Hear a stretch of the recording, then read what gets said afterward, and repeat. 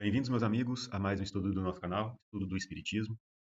Nós estamos fazendo algumas reflexões sobre a justiça das aflições e as causas das aflições, e algumas das reflexões que nós temos feito aqui, né? Nós estamos no Evangelho segundo o Espiritismo, no capítulo 5, Bem-aventurados os aflitos. Este capítulo, ele é muito profundo, muito importante, esclarece muito e nos consola muito. A gente compreende, através dos ensinamentos que nos foram trazidos pelos próprios espíritos, também por Kardec, nas suas interpretações, no seu trabalho magnífico, que nos esclarece tanto, ele nos remete à justiça de Deus, à justiça das aflições, porque nós compreendemos que Deus, sendo justo, e Ele, sendo amoroso conosco, sendo misericordioso, nos oferece as oportunidades adequadas ao nosso progresso espiritual. E muitas das vezes a gente não entende como essas oportunidades estão de acordo com as nossas necessidades, como que elas são oferecidas. E a gente precisa aprender, muitas das vezes, com os nossos próprios erros, ou através de lições que nos vão fazer, de certa forma e momentaneamente, sofrer, bem como nos também incentivar o aprendizado através do amor, da prática do bem. Então nós estamos aprendendo e temos as nossas vidas sucessivas como sendo a chave para a compreensão de todas essas dificuldades de compreensão que a gente possa vir a ter. Como conciliar a justiça de Deus com tantos sofrimentos que nós passamos muitas vezes, que nós enxergamos ao redor de nós muitas vezes. Parece que essa justiça de Deus, para muitos de nós, ainda se limita a termos todos uma felicidade igual, ou uma condição igual para todos, no sentido de que vemos ao redor de nós apenas seres felizes. Esta é o objetivo, este é o objetivo a ser alcançado. Mas nós ainda não alcançamos este degrau evolutivo, porque ainda estamos aprendendo através das nossas próprias escolhas qual o caminho a tomar, qual o caminho a seguir. Nós estamos aprendendo a eliminar de nós aquilo que limita, que impede o nosso progresso. Somos a bagagem e o resultado de nós mesmos, das nossas próprias escolhas. E o processo de aprendizagem inclui aprender a se educar, aprender a escolher, aprender a trabalhar no caminho correto. E nisso se encontra a justiça e a misericórdia de Deus, que nos oferece sempre as oportunidades adequadas a este aprendizado. Então, no último estudo que nós fizemos, nós colocamos um exemplo que nos auxilia a compreender. E eu vou retomar esse exemplo para que a gente possa refletir um pouco mais, para que a gente possa, mais uma vez, colocar essa imagem na nossa cabeça para que a gente possa ser auxiliado na nossa compreensão. A gente é importante visualizar alguma coisa.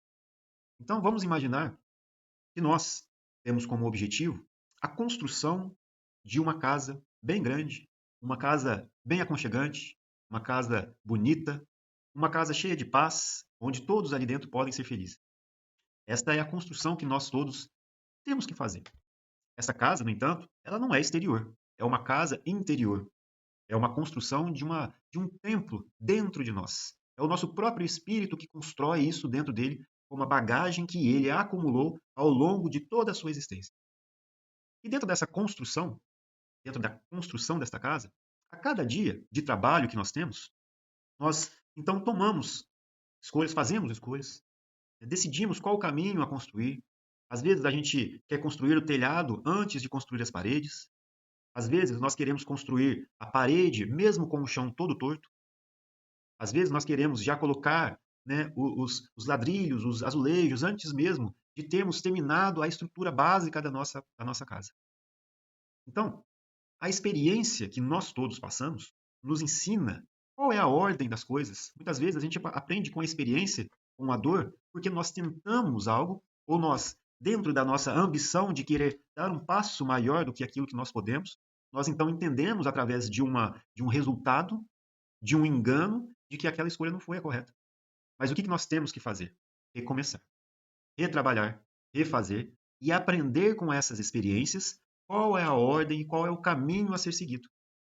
Na nossa vida espiritual, nós podemos tomar esse exemplo como sendo o representativo desta evolução. A construção é dentro de nós. E cada um dos dias de trabalho que nós temos, em que nós aprendemos a fazer as coisas da ordem correta, representa uma encarnação para nós, uma vida nestes corpos materiais, que nos oferecem os meios adequados, na ordem certa, no tempo correto e de acordo com aquilo que nós podemos compreender e apreender. Então, dentro dessa construção, dentro dessas existências, a cada um de nós vai ser dado aquilo que nós precisamos aprender, passar. E muitas das vezes, quando neste dia de trabalho nós fizemos escolhas que são, de certa forma, incorretas ou que estão nos levando para a construção em um lugar, né, ou uma direção que não está de acordo com a construção daquela casa que precisamos fazer, então nós precisamos redirecionar os caminhos, reconstruir, refazer. No dia de trabalho, a percepção, a compreensão de que nós não estávamos indo pelo caminho correto pode acontecer naquele mesmo dia de trabalho. Né? Nós estamos ali construindo e dentro de algumas horas de trabalho a gente para e pensa, não, não é isso que eu quero para mim. Não é essa casa que eu quero construir. Não são esses valores que eu quero colocar dentro do meu ser. Não é isso que me traz a felicidade, a paz. Então, vamos redirecionar esse caminho? Vamos. Então, como nós estudamos no estudo anterior, né, nós falamos sobre as causas atuais das aflições. Quer dizer, naquela própria existência, ou seja, naquele dia de trabalho, nós conseguimos compreender que aquelas escolhas que nós fizemos naquele dia de trabalho não foram as corretas. Aquelas escolhas que nós fizemos na nossa vida não foram as corretas. E eu posso agora redirecionar.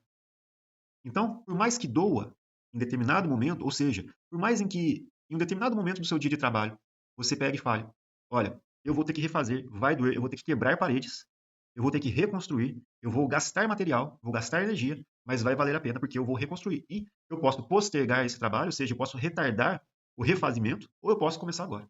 Então a gente pode aprender com aquela situação e redirecionar. Isso num dia de trabalho. Mas a gente pode também passar um dia de trabalho sem perceber os equívocos daquela construção que nós estamos trabalhando. A gente pode passar um dia de trabalho inteiro sem perceber. Quer dizer, nós podemos passar uma vida inteira sem perceber aquilo que nós estamos construindo. E aí, o que acontece com o construtor daquela casa? Ele vai ter um novo dia, ele vai ter uma nova oportunidade de trabalho. E quando ele chega na obra, no outro dia, ele vai olhar e falar assim, realmente não é isso que era para eu ter feito. Não é isso que eu deveria construir. Eu vou ter que recomeçar. Só que nesse caso, o recomeço se dá num outro dia de trabalho. E para nós, enquanto espíritos, esse novo dia de trabalho quer dizer numa próxima existência, em que precisamos reconstruir aquilo que nós fizemos incorreto no passado. E aí então derivam as causas anteriores das aflições. Ou seja, se nós não compreendemos a causa que nos leva a passar por um determinado sofrimento na nossa existência, a gente faz um estudo da nossa própria consciência, de todos os atos da nossa existência, de todas as escolhas que fizemos, e nós não encontramos uma razão que nos traga o entendimento para aquele sofrimento, aquela aflição. Né? A gente não consegue compreender o porquê de estar passando por aqui. Se, em todas as nossas análises, com a maior honestidade possível que nós podemos conosco, né, com a gente mesmo, no sentido de avaliar a nossa própria consciência, se a gente não consegue entender, então, para que a gente possa compreender a justiça de Deus dentro desse processo de aprendizagem que nos é oferecido para o nosso próprio progresso espiritual, então, a gente precisa entender que as construções que fizemos nas vidas passadas, as escolhas que fizemos nas vidas passadas, elas foram, de certa forma, ou formam as causas daquilo que nós estamos passando hoje. Então, é como o construtor que chega na obra e fala: eu não fiz nada hoje de incorreto para chegar à conclusão que a minha obra estava caminhando por um caminho errado. Olha, mas se eu não estou encontrando a causa hoje, pode ser que eu não tenha nem percebido, mas foi algo que eu fiz nos dias passados que eu não tinha percebido. Então, agora é a hora de reconstruir. Eu não posso continuar com a minha casa com essa construção incorreta. Por mais que doa, eu vou precisar reconstruir. Né? Então vamos fazer alguma leitura. Nós não vamos ler o texto todo porque ele é um pouco grande. Nós vamos ler hoje apenas o número 6 e numa segunda parte fazemos a leitura do item 7 e seguintes. Então ele começa assim, Kardec. Mas se há males nesta vida, cuja causa primária é o homem, né, que são, e remete, portanto, às causas atuais das aflições, né, outros há também aos quais, pelo menos na aparência, ele é completamente estranho e que parecem atingi-lo como por fatalidade. Como, por exemplo, a perda de entes queridos e a dos que são um amparo da família. Tais ainda os acidentes que nenhuma previsão poderia impedir, os reveses da fortuna, que frustram todas as precauções aconselhadas pela prudência, os flagelos naturais, as enfermidades de nascença, sobretudo as que tiram a tantos infelizes os meios de ganhar a vida pelo trabalho. as deformidades, a idiotia, o cretinismo, etc. Pode ser, meus amigos, que alguns dos termos que tenham sido utilizados aqui hoje não são mais os mais adequados. Mas aqui vamos focar no fundo da mensagem que precisamos compreender, né, que é o mais importante. Aqui tem muitas situações que a gente não compreende, não encontra justificativa para aquilo ter acontecido. Por que que uns nascem, por exemplo, numa condição em que eles estão com alguma deformidade que os impede de trabalhar, enquanto outros têm todas as oportunidades possíveis de trabalhar? Né? Seria uma questão única e exclusiva com relação a uma má formação de cunho único e exclusivamente material? Né? É aí que a gente não encontra a justiça de Deus, porque seriam seres que teriam a sua criação feita de maneira parcial, uns com possibilidades, enquanto outros não. E aí, realmente, a gente olha e não encontra, né, a justiça e a bondade de Deus. Apenas com as reencarnações e com o passado espiritual, nós podemos conseguir enxergar um motivo que justifique, através do exercício da bondade e da misericórdia divina, que aquilo é necessário. Então, olha que interessante. Os que nascem nessas condições, certamente nada hão feito na existência atual para merecer, sem compensação, tão triste sorte, que não podiam evitar, que são impotentes para mudar por si mesmos e que os põe à mercê da comiseração pública. Por que, pois, seres tão desgraçados, enquanto ao lado deles, sob o mesmo teto, na mesma família, outros são favorecidos de todos os modos? São perguntas que todos nós já nos fizemos. E o Espiritismo nos auxilia a compreender e entender como Deus é bondoso conosco, nos oferecendo os meios de progredir. E isso, ou seja, uma nova existência, mesmo com estas expiações, nós chamamos, né, seria para nós um exemplo da misericórdia divina, porque ao invés de ter condenado aqueles que erraram em outras existências, né, que cometeram erros, ao invés de condená-los a uma perpetuidade em um sofrimento, ou seja, serem condenados perpetuamente a uma condição de sofrimento, ou seja, um inferno, por exemplo, eles têm outra oportunidade de recomeçar e reparar. Seria como dentro da nossa casa, né, o mestre que ali está construindo a casa fala para o seu empregado, né, vamos colocar assim, que ele fez um trabalho incorreto no dia anterior e que por isso ele seria, né, vamos colocar assim, mandado embora, seria demitido, né, perderia o seu trabalho. Poxa, será que é assim que nós fazemos hoje? Ou será que nós ensinamos e damos outra oportunidade de refazer e de aprender? Se nós já conseguimos compreender dessa maneira que o erro do outro, né, pode ser corrigido e que ele pode ter a possibilidade de aprender e de reparar aquele erro, da mesma forma, e muito mais ainda, Deus é conosco, porque Ele nos dá as oportunidades do refazimento, da reconstrução. É aí que a gente começa a entender como Deus é tão misericordioso conosco, nos dando as oportunidades necessárias, mesmo quando nos nossos olhos ainda limitados, nossas percepções limitadas, nós enxergamos situações como essas em que nós não conseguiríamos antes entender como Deus poderia ser justo, né, colocando pessoas ou seres em situações tão particulares como essas. Então, ao invés da gente se rebelar e achar que é uma injustiça, nós compreendemos e vemos a bondade e a misericórdia divina. É uma outra percepção em que a gente, ao mesmo tempo que consegue enxergar esta providência, nós também nos sentimos consolados por saber que esse Pai é amoroso e que ele não desiste de nós. Né? E aqui ele continua. Quer dizer, enfim, dessas crianças que morrem em tenra idade e da vida só conheceram sofrimentos. Problemas são esses que ainda nenhuma filosofia pôde resolver, anomalias que nenhuma religião pôde justificar e que seriam a negação da bondade, da justiça e da providência de Deus, se se verificasse a hipótese de ser criada a alma ao mesmo tempo que o corpo e de estar a sua sorte irrevogavelmente determinada após a permanência de alguns instantes na Terra. É muito importante a gente refletir e entender isso que nós estamos comentando, né? E que Kardec nos está trazendo aqui. Né? Que fizeram essas almas que acabam de sair das mãos do Criador para que se vissem neste mundo abraços com tantas misérias e para merecerem no futuro uma recompensa ou uma punição qualquer, visto que não hão podido praticar nem o bem nem o mal?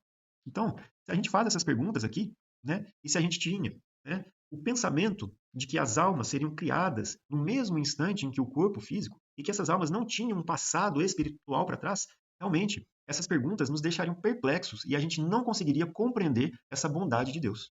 Né? E aí Kardec continua. Todavia, por virtude do axioma, segundo o qual todo efeito tem uma causa, tais misérias são efeito.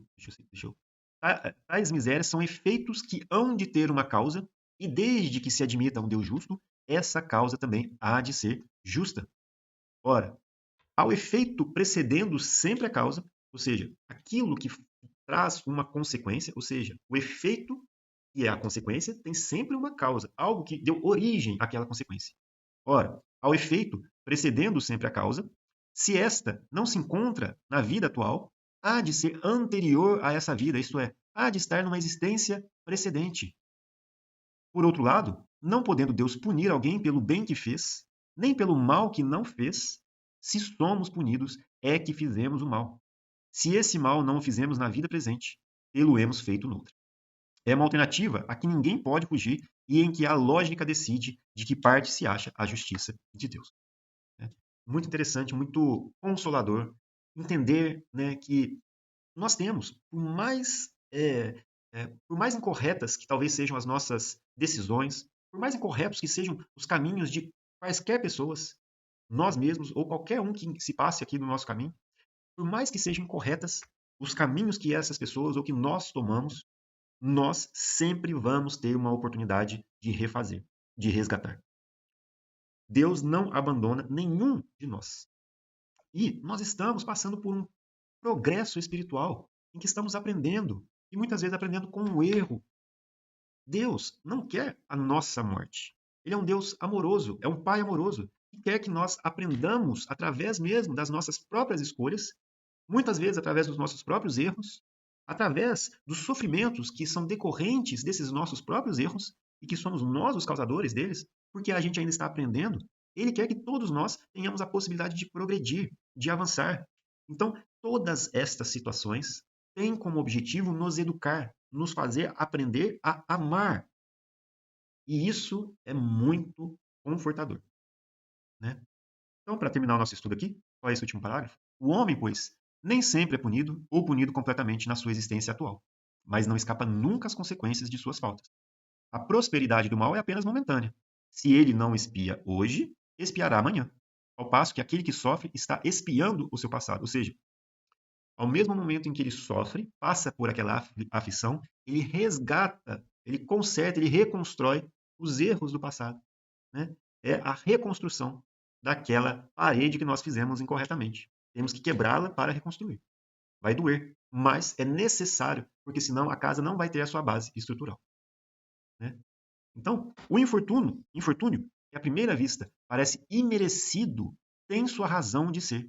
E aquele que se encontra em sofrimento pode sempre dizer: perdoa-me, Senhor, porque pequei. Muito bonito esse texto do Kardec, né? Muitas reflexões para a gente fazer, né? Se a gente entende esse progresso espiritual que todos nós estamos passando, nesse processo educativo de aprendizado, em que nós temos as nossas escolhas no passado, que foram incorretas, e que agora nós temos a oportunidade de trabalhar e resgatar. Então, que a gente possa compreender que tudo que acontece na nossa existência tem uma causa justa. E que cada um de nós tem o seu passado. Somos indivíduos, temos a nossa própria individualidade, e isso quer dizer que cada um de nós tem a sua própria bagagem espiritual, de escolhas, de aprendizado, de progresso, de desenvolvimento moral e intelectual. Então, aquilo que pode acontecer com o outro, né, e que faz parte do processo de aprendizado dele, nós possamos também reconhecer a misericórdia divina, dando as oportunidades para aquele outro ser. Da mesma maneira que para nós, nas nossas aflições, nos nossos momentos de provação e de dores. Que a gente possa sempre lembrar da, vontade, da bondade divina, da misericórdia divina e da sua justiça. Bom, meus amigos, agradeço a Deus, a Jesus e aos nossos mentores que nos auxiliam tanto no nosso dia a dia. Agradecemos a oportunidade de estarmos aqui fazendo estudos juntos, aprendendo um pouquinho mais a cada dia. Deus nos abençoe em todos os momentos, que nós possamos compreender a sua bondade divina em todos os momentos. E agradeço a todos vocês por estarem conosco aqui no nosso estudo. Muito obrigado, que Deus abençoe a todos e até um próximo estudo.